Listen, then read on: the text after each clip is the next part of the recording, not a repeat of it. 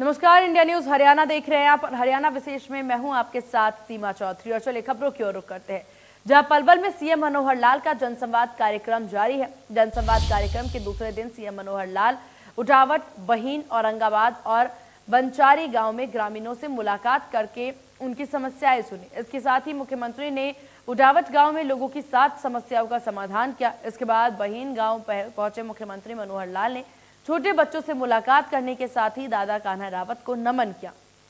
इसके साथ मुख्यमंत्री ने बहीनपुर में महिला कॉलेज बनाने की घोषणा भी की। साथ ही बहीन गांव की 5 सड़कों को बनाने की मंजूरी दी। इसके बाद सीएम मनोहर लाल औरंगाबाद पहुंचे और जहां महिलाओं ने लोकगीत गा करके मुख्यमंत्री का स्वागत किया। औरंगाबाद के बाद मुख्यमंत्री बंचारी गांव पहुंचे, जहां आपको बता दें कि ग्रामीणों ने सीएम मनोहर लाल का जमकर स्वागत किया। और इसके बाद सीएम मनोहर लाल ने लोगों की समस्याएं सुनकर जल्द से जल्द उनका समाधान कराने का वादा किया।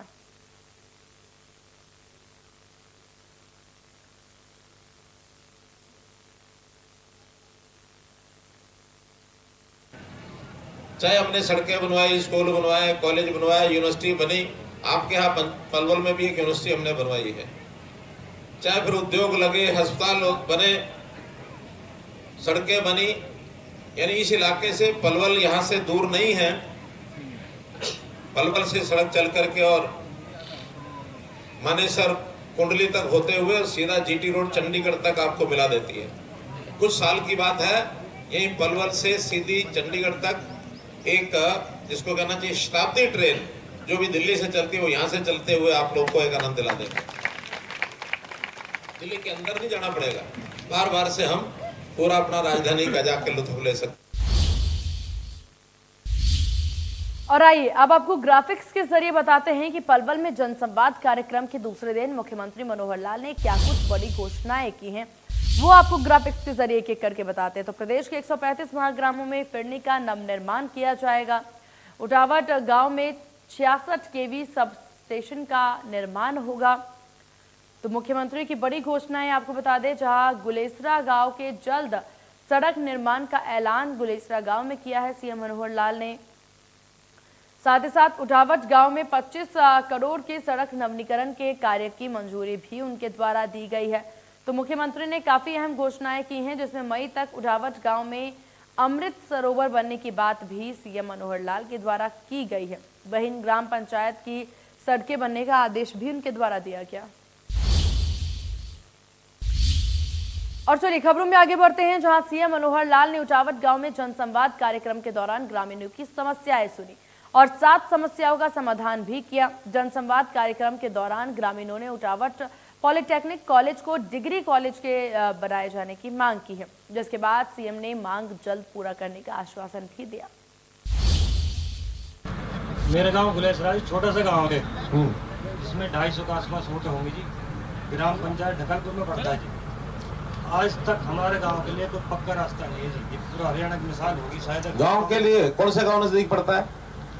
ढकलपुर पंचायत में पड़ता है जी, छोटा सा गांव है। पंचायत अलग है जी, पंचायत। तो वहाँ रास्ता कहाँ, रास्ता दूरी कितनी पड़ती है आपके उस रास्ते की? पड़ती है जो न्यू मॉडल रोड गया इस पे पड़ती है 1 किलोमीटर का। 1 किलोमीटर? चलो बन गया। जराली को जो रास्ता जा रहा है वो तो मेरे से भी खराब है। मेरे से? आपके सामने मैं बेकार हूँ, लेकिन वो रास्ता मेरे से भी खराब। अगर आप बेकार होते तो मैं आपको माइक क्यों पकड़ाता? ये मैं आपको बता रहा हूँ, चाहे मैं कैसा ही हूँ। आप चेहरा सुंदर है आपका, लोगों के आप चहेते हो, है ना? अपने आप के ऊपर विश्वास रखो। बोलो। ठीक है जी। हमारा जो ये रास्ता है उटावर से जराली को, ये बिल्कुल ही बेकार है और मीठा का तक बिल्कुल बेकार है जी। इसमें तो ठीक है, ऐसा है। ये जितनी भी डिमांड है ना सड़कों की, आप अपने विधायक जी को लिख के दे दो। अभी हमने इस कंस्टिट्यूंसी में 25 करोड़ की नई सड़कें इनकी रिपेयर कराई है।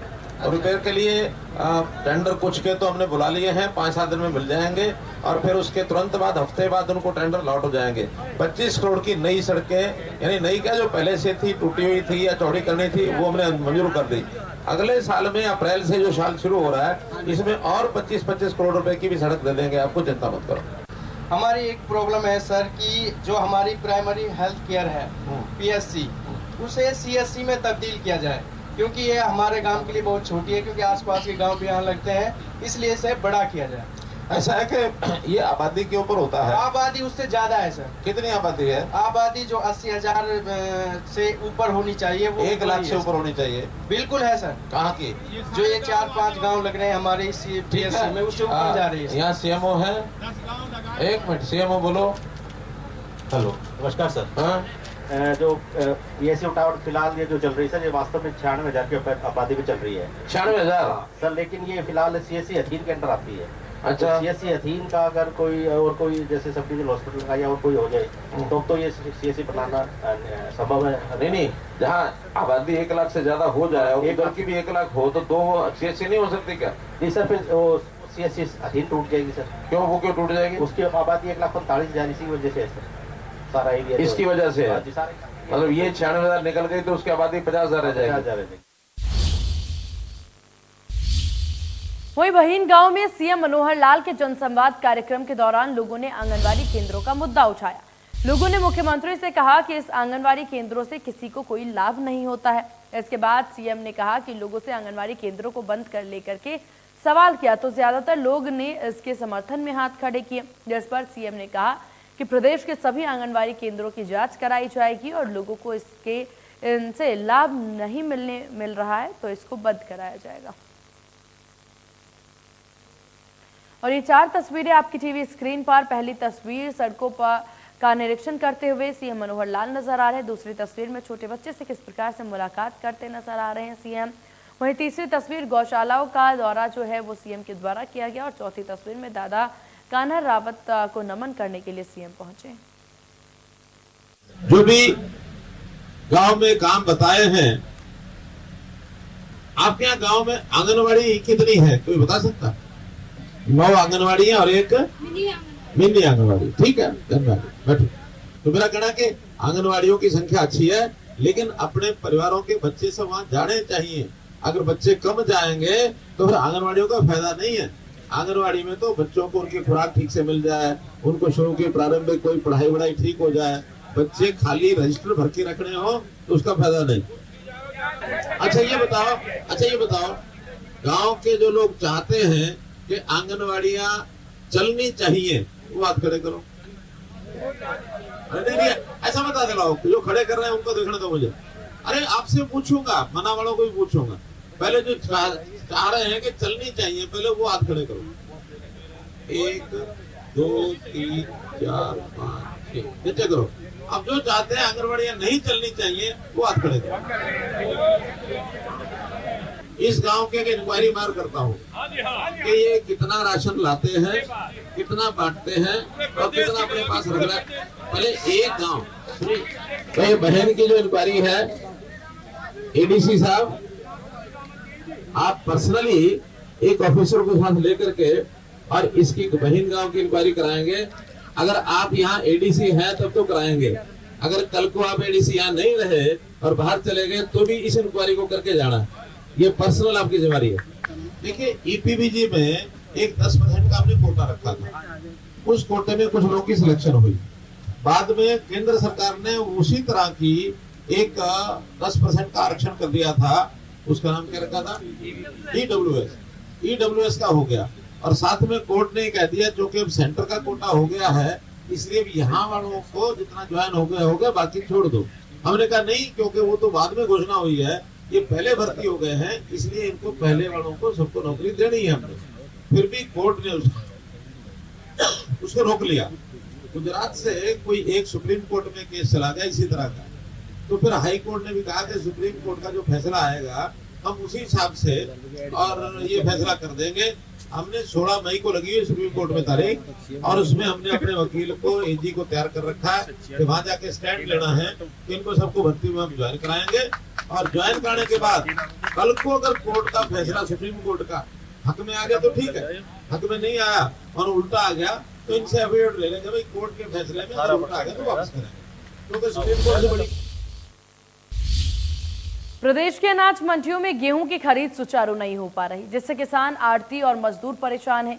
कैथल की बात करें तो मंडी में लिफ्टिंग ना होने से मंडी में गेहूं के ऊंचे ऊंचे ढेर लगे हैं और मंडी में आने जाने वालों में काफी ज्यादा परेशानी का सामना करना पड़ता है।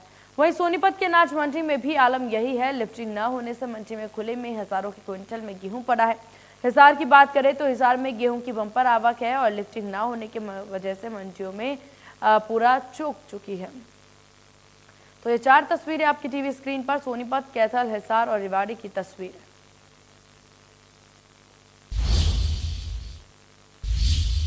कृषि मंत्री जेपी दलाल ने फसल खरीद और वैल्यू कट को लेकर के विपक्ष पर निशाना साधने के साथ ही किसानों को भरोसा दिया है। कृषि मंत्री ने प्रेस कॉन्फ्रेंस करके बताया कि फसल खरीद को लेकर भ्रम को दूर करना जरूरी है। उन्होंने कहा कि खराब हुई फसलों को सीएम ने खुद ही खेतों में जाकर के देखा है और साथ ही किसानों को मई तक नुकसान की भरपाई का भरोसा दिया है। जेपी दलाल ने कहा कि वैल्यू कट का सारा खर्च जो है वो राज्य सरकार वहन करेगी। विपक्ष पर निशाना साधते हुए जेपी दलाल ने कहा कि कुछ लोग किसानों को बरगलाने की कोशिश कर रहे हैं जिससे किसानों को नुकसान पहुंचे। कल तक का जो है 17.85 लाख मीट्रिक टन गेहूं आ चुका है, जिसमें से हमने 10.47 की खरीद कर ली है। अब लिफ्टिंग की व्यवस्था चल रही है और सरसों का भी जो है पिछले 2-3 दिन से हम जो भी सरसों मंडी में आती है उसका 80-90% MSP पर खरीद रहे हैं।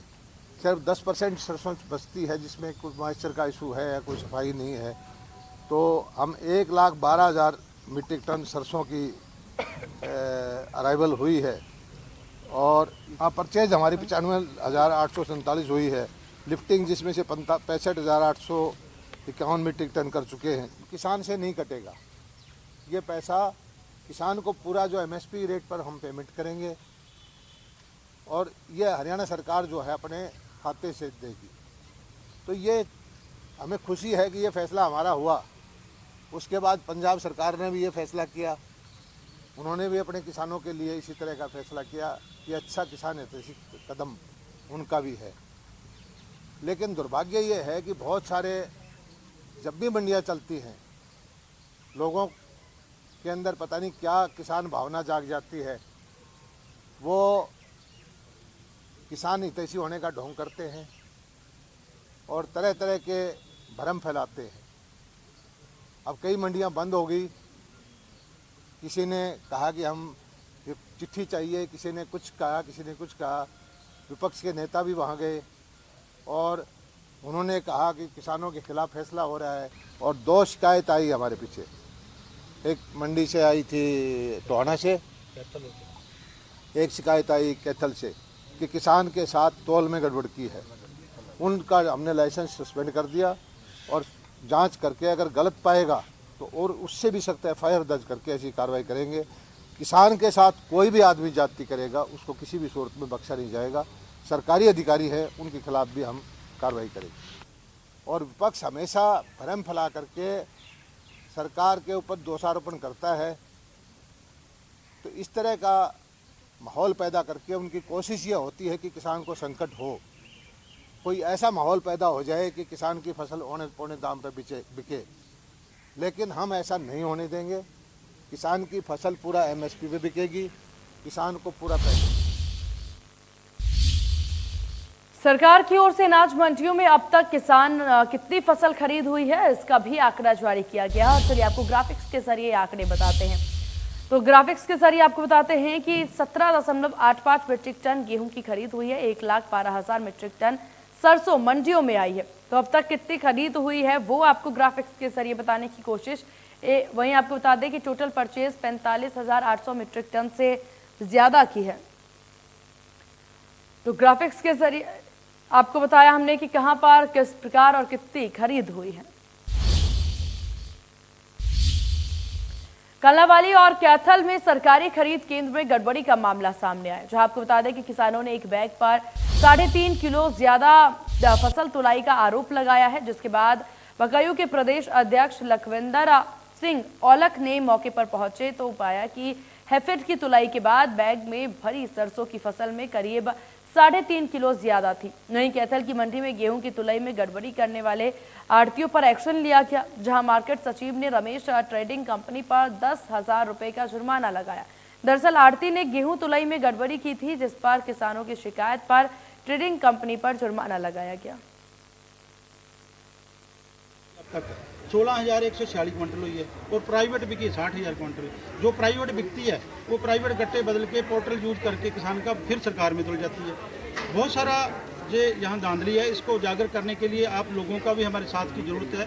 तो हम हर एक किसान की जो है आवाज़ उठाते रहेंगे। हमारी भारतीय किसान एकता बीके जथेबंदी हर एक किसान के साथ है। मुझे बुलाया गया था वहाँ और मैं मौके पहुँचा था, जिसमें हम 4-5 तोल चेक किए, जिसमें से लगभग 3 किलो 200 ग्राम खातू तोल रहे थे वो, जिसमें शायद 1 किलो हैफड़ वाले कह रहे कि छूट होती है उनको, तो 2 किलो 200 ग्राम एक गट्टे के पीछे खातू तोल रहे थे। मैं 8:30 बजे मेरे पास फ़ोन आया था। मैं स्वयं और मेरे जो साथी कर्मचारी थे उनके साथ मैं मौके पे 9:30 बजे पहुंचा और मैंने माप करवाया, यानी जो तुली हुई थी जो बोरियां उनको दोबारा तुलवाया। तो उसमें अप्रॉक्सीमेट हमने जो नोट किया था, पहले 1 किलो 800 ग्राम ज़्यादा माल मिला था। और इस एवज में हमने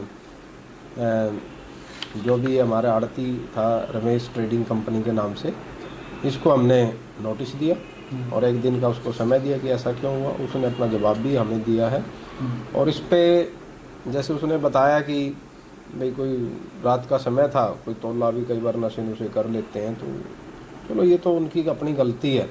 और इस एवज में हमने जो हमारा मंडी एक्ट के अनुसार तो इसमें 10,000 रुपये मैक्सिमम फाइन बनता है, वो हमने उसको लगा दिया है और उसने फॉर्म भी फाइन जमा भी करवा दी।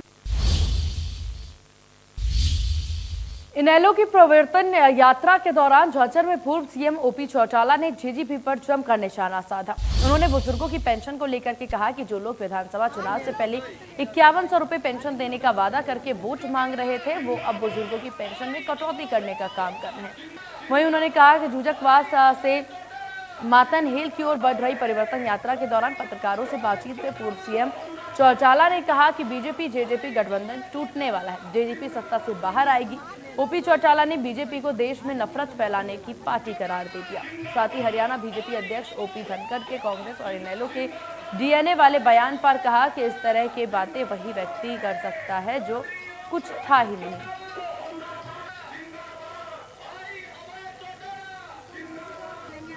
हम तो जनता से एक ही रिक्वेस्ट कर रहे हैं कि आपसी प्रेम प्यार और भाईचारे को कायम रखते हुए इकट्ठे हो गए। जब कभी भी देश के लोग इकट्ठे हुए हैं, राजनीति में परिवर्तन आया है। आज दुखी लोग हैं, हर वर्ग का आदमी दुखी है और दुखी लोग जो है जुड़ना चाहते हैं।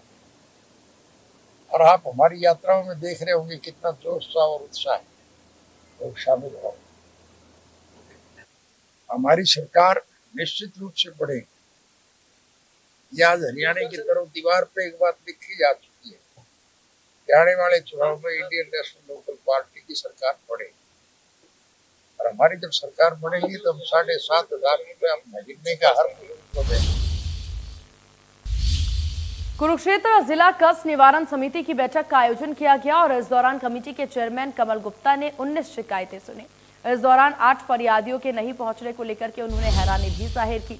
बैठक में कई अधिकारियों के नहीं पहुंचने को लेकर के मंत्री कमल गुप्ता ने नाराजगी जाहिर की और साथ ही 6 अधिकारियों को नोटिस भी थमा दिया। मामले को लेकर मंत्री कमल गुप्ता ने कहा कि तीसरी कष्ट निवारण समिति की बैठक में 19 में से 15 शिकायतों का समाधान कर दिया गया है। बैठक से नदारद रहने वाले अधिकारियों पर कार्रवाई के आदेश दिए गए हैं।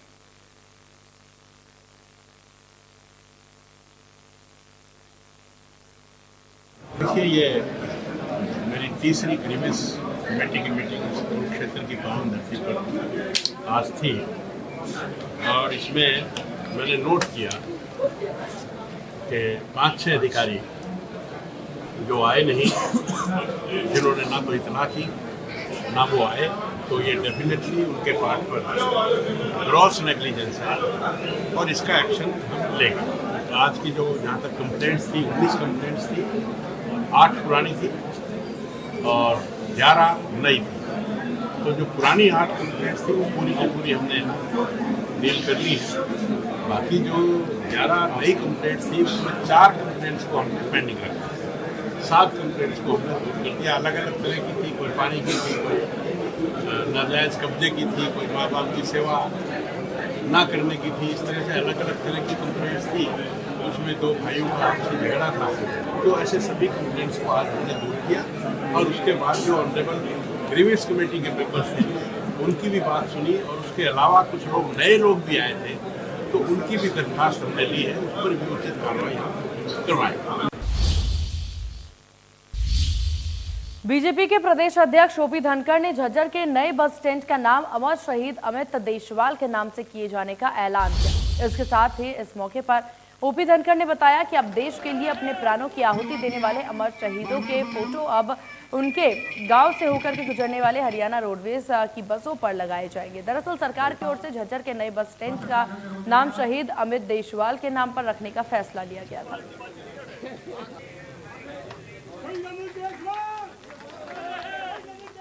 ये ऐसी भूमि रही है कि हम इसीलिए बचे रहे कि हमारे यहाँ खेल को बहुत महत्व रहा है। और आज भी अगर झज्जर जिले के अकेले को देखें तो 2500 बच्चा प्रतिदिन शाम को यहाँ कुश्ती करता है अलग अलग अखाड़ों में।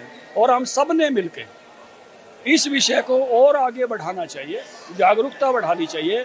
जो पंजाब बहुत पहले से ही जिसके बारे में उड़ता पंजाब जैसी फिल्म बनी, हम इसलिए बचे रहे कि हमारे खिलाड़ी आइकॉनिक बने और उन्होंने जो है ओलंपिक तक नाम कमाया।